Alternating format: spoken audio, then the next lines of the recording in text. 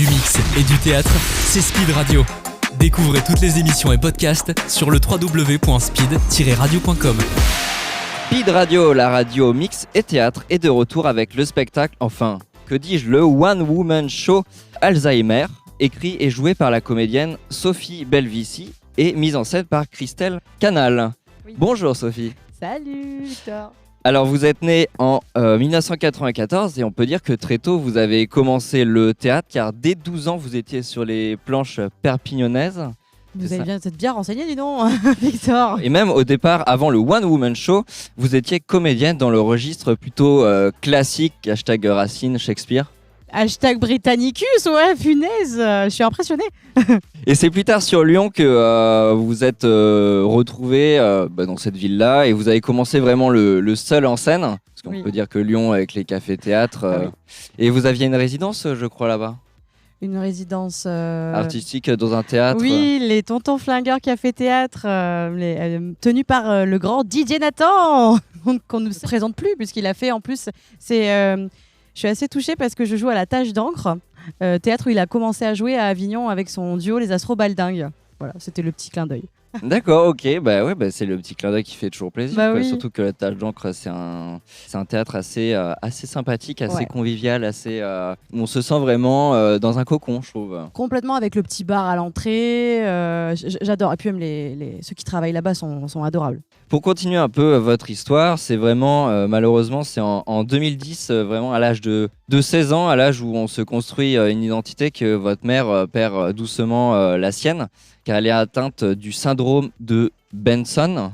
Donc en gros, c'est un sous-genre de la maladie d'Alzheimer. Oui, maladie apparentée. Ça a dû être quand même une épreuve, un choc à 16 ans quand même de vivre ça. En fait, ça a été en plus évolutif parce que moi, quand j'avais 16 ans, je ne savais pas que ma mère était malade. J'ai juste remarqué qu'elle commençait à aller mal, elle avait du mal à se repérer parce qu'il faut savoir que le syndrome de Benson, je vais aller dans des termes techniques, c'est une atrophie du cortex occipital, c'est-à-dire qu'en gros, la vue est complètement altérée. Ma mère, elle avait comme un voile devant les yeux et elle voyait comme dans un kaléidoscope. Donc elle avait du mal à se repérer, elle était infirmière libérale, donc du mal à conduire, à se repérer dans l'espace, aller faire les courses et être indépendante. Et en fait, elle m'a jamais dit qu'elle était malade. En fait, c'est juste moi, je pensais qu'elle était dépressive, qu'elle allait pas très bien et qu'elle se laissait un peu aller. Et c'est vraiment à l'âge de 22 ans que j'ai eu des mots clairs. Elle a une maladie apparentée à Alzheimer. Et sachant qu'elle avait déjà arrêté de travailler. Donc oui, un choc parce qu'à cet âge-là, on voit un peu notre parent dépérir, qui ne sait plus s'occuper de lui-même et on se dit que c'est pas normal en fait. Mais on n'a pas de mots dessus. Et comme en plus, ma mère, c'est le seul repère parental que j'ai, il ne pouvait rien lui arriver. C'était mon pilier, donc c'est encore plus anormal. Ouais, elle avait 49 ans. C'est ça. C'est très jeune. Et comment elle a été repérée, testée? C'est à un moment donné, elle a fait un... C'est elle, ouais. Elle toute seule qui a senti que ça allait pas et elle est allée, vu qu'elle est infirmière libérale, elle avait on va dire, elle connaît beaucoup de connaissances dans le milieu médical et en plus, il faut savoir qu'on vivait à Perpignan, elle s'est fait soigner à Montpellier parce qu'elle ne voulait pas que les gens de Perpignan soient au courant de sa maladie.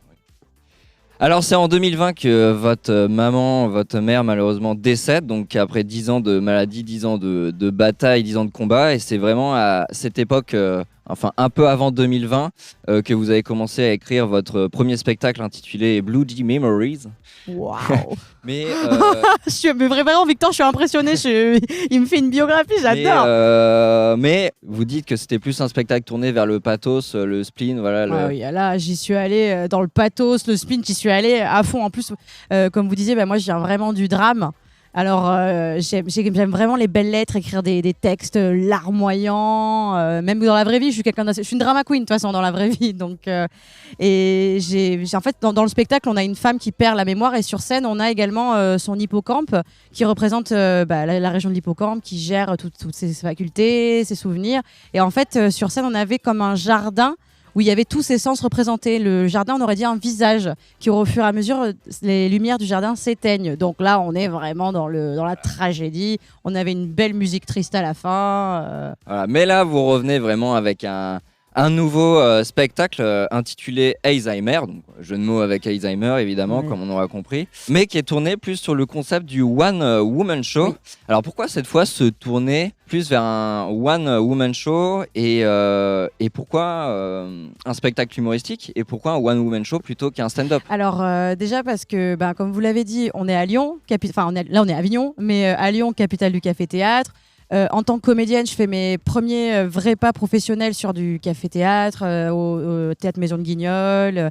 Et je me fais repérer par Didier Nathan, le patron des Tontons Flingueurs, qui veut monter un seul en scène, un one-woman show pour une nana, qui s'appelle Dans le sac des filles.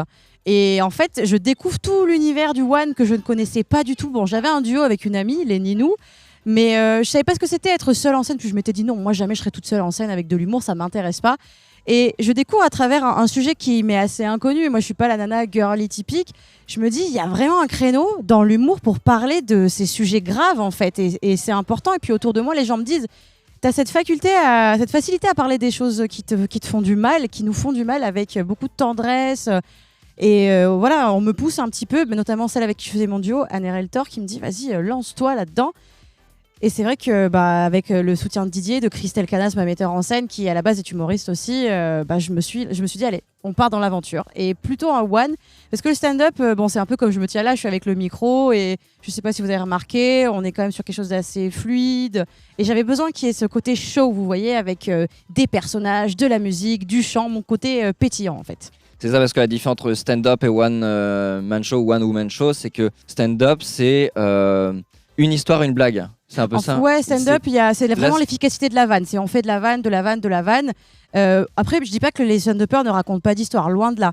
Il y en a, ils ont un fil conducteur, bien sûr, mais dans le one, il y a vraiment cette dimension de show avec des musiques ou vraiment une histoire complète, un spectacle avec une histoire et l'efficacité de la vanne qui est moins demandée que dans le stand-up, par contre. Alors, votre spectacle parle de la maladie, mais aussi de la vie, de la mort. C'est quand même un peu très philosophique. Est-ce que ça pousse à la réflexion, ce spectacle? Et je demande justement, j'aime bien que le public vienne en ne sachant pas ce qu'il va voir et le pousser à se reconnecter avec sa réflexion et son corps émotionnel, oui. Alors, c'est peut-être un spectacle, on pourrait dire thérapie, un hommage à votre mère, mais est-ce que c'est pas aussi un spectacle politique dans le sens que on peut avoir de l'autodérision sur la maladie et ça a aussi un appel à toutes les personnes touchées, toutes les familles touchées par la maladie en disant vous inquiétez pas, vous n'êtes pas seul, gardez espoir, gardez le sourire, la joie de vie. Ouais, complètement, vous avez tout résumé. Il y a vraiment ce côté de... En fait, j'ai vraiment voulu écrire le spectacle que j'aurais aimé voir quand j'étais dans la situation. Parce que, évidemment, on est tous dans le pathos et je le vois avec les gens que je traque dans la rue. Oh non, Alzheimer, je suis dedans, je veux pas en entendre parler. Et en fait, souvent, il y a une deuxième écoute quand je leur dis mais c'est mon histoire, je l'ai vécu, j'ai pris du recul.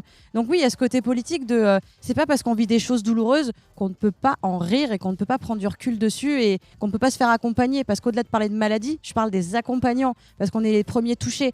Et je parle pas que d'Alzheimer aussi, c'est vraiment je m'adresse à toutes les personnes qui ont accompagné un parent en fin de vie, un divorce de parents, des choses qui nous dépassent en fait, tout simplement. Dans le spectacle, j'ai cru comprendre que vous jouiez plusieurs personnages. Quels sont les rôles de ces personnages, sans trop spoiler, bien sûr? Non, sans trop spoiler, c'est des personnes que j'ai rencontrées, que j'ai croisées dans cet accompagnement avec ma maman. On pourrait retrouver, je vais spoiler un petit peu, on pourrait retrouver des intervenants dans mes activités artistiques, des gens d'administration française, ma propre mère également.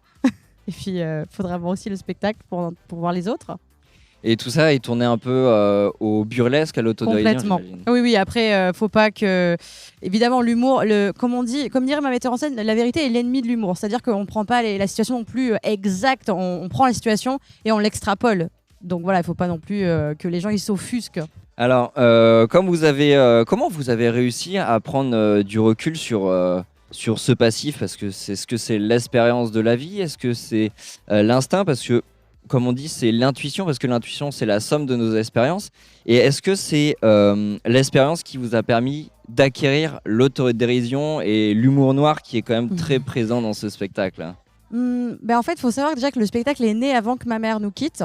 Il est né en mars 2020 et ma mère est partie en juillet. D'ailleurs, ça va faire 2 ans là, dans 3 jours. Et Comment ? En fait, ça s'est fait progressivement et je peux vous dire que je continue à le faire parce que je peux vous dire qu'il y a encore quelques temps, je jouais pas ce spectacle pour les bonnes raisons parce qu'évidemment, il y avait le côté hommage, j'ai besoin de faire le deuil, j'ai besoin de faire une thérapie et plus j'évolue, le spectacle évolue, plus j'évolue avec lui en fait et plus je prends de recul avec le temps, plus je vois d'autres spectacles aussi et plus je grandis moi-même à l'intérieur de tout ça parce que c'est pas parce que ma mère est partie que tout s'est arrêté. Il y a aussi il y a sa maison qui continue à vivre, il y a tous nos biens, il y a notre famille qui est encore présente, qui sont ses sœurs, la mère de ma mère qui nous a quittés il y a quelques mois aussi. Il y a tout ça qui existe, donc plus la vie continue et l'évolution continue aussi, quoi. Alors sur l'affiche de ce spectacle, on aperçoit, enfin vous tenez un cerveau dans vos mains tout en souriant. Alors bon, en effet, je rassure, évidemment, il n'y a rien de psychopathe là-dedans. C'est juste pour... Mais si Mais si, c'est juste vraiment pour indiquer qu'on peut rire de la maladie. Bien sûr. Voilà, et on Et sourire. rire de soi aussi. Voilà. Le cerveau, ça nous représente toutes les idées qu'on se met, parce que notre cerveau, c'est aussi notre ennemi des fois. Il nous fait réfléchir dans le mauvais sens et il nous empêche de rire de nous-mêmes. Et donc, allez, on rit de nos propres idées, on rit de nous, quoi. Autorisons-nous ça. Alors je me demandais justement avec ce spectacle, parce que le cerveau est composé de deux parties, soit la gauche qui est plus dans le raisonnement, la logique, la rationalité, ou plus la droite qui est plus dans l'émotion, l'intuition. Et du coup, avec quel hémisphère vous avez écrit ce spectacle ? Avec le droit. Avec le droit. Avec le cœur, quoi. Et quand vous flyez dans la rue, quels sont les mots qui accrochent, qui font que les gens ont envie de venir vous voir ? En fait, j'arrive, je fais bonjour, un spectacle drôle sur la maladie d'Alzheimer. Et les gens, ils rient parce qu'ils se disent un spectacle sur la maladie d'Alzheimer, ou sinon je fais un spectacle sur Alzheimer, drôle. Et du coup, ça fait double effet, l'effet qui se coule. Et puis souvent, il y a moi, je pars du principe que j'ai pas envie d'embêter les gens quand je fly. J'ai pas envie de les prendre en otage. Du coup, je suis assez rapide. Bonjour, un spectacle drôle sur la maladie d'Alzheimer. Ça les titille, ils ont le flyer. Après, ils font leur bout de chemin. Est-ce qu'ils viennent pas ? Et des fois, il y en a qui s'arrêtent. Donc, je reste et je leur explique bien que c'est mon vécu, que c'est une histoire vraie. Et voilà, tout simplement. Et ça les accroche. En fait, le vécu, ça accroche vraiment les gens. Parce qu'ils s'identifient encore plus, même s'ils le vivent pas eux-mêmes. Et vous pensez qu'avec peut-être dans vos prochaines tournées, vos prochaines dates, le spectacle va toujours évoluer ? Il est toujours en évolution, j'imagine. Toujours. Mais regardez, j'ai joué mardi dernier, la tâche d'encre aussi à 15h. J'ai vu ma metteur en scène. Et on a fait un débrief après. J'ai travaillé entre-temps pour perfectionner encore, le faire évoluer. J'ai même évolué moi-même parce que c'est mon premier festival d'Avignon où je fais que 2 dates. Mais le festival d'Avignon, il y a tellement de choses, même des souvenirs par rapport à ma maman qui était encore là il y a 8 ans quand je l'ai démarré. Et donc il évolue forcément encore. La preuve, je vais me le faire tatouer, pour vous dire. Ah oui, ouais, on en est là. Le tatouage vraiment gravé dans la peau Oui. pour l'éternité. C'est ça. L'éternité. De toute façon, Oh, l'éternité. Qu'est-ce que l'éternité ? l'éternité, voilà. On part sur d'autres questions philosophiques. Oui, c'est ça. En tout cas, merci pour cette interview, Sophie. Donc, on rappelle le nom du spectacle. Enfin, c'est pas du spectacle, mais c'est un one-woman show qui s'appelle Alzheimer, qui traite de la maladie d'Alzheimer. C'est drôle, touchant et avec une pointe d'humour. Est-ce qu'il y a un mot que vous voudrez rajouter pour décrire ce spectacle ? Venez, ça chante. Et c'est ce soir à 22h30 à la tâche d'encre. Merci Sophie. Merci beaucoup Victor. Pendant un mois, c'est Speed Théâtre qui t'emmène dans les coulisses du Festival Off d'Avignon.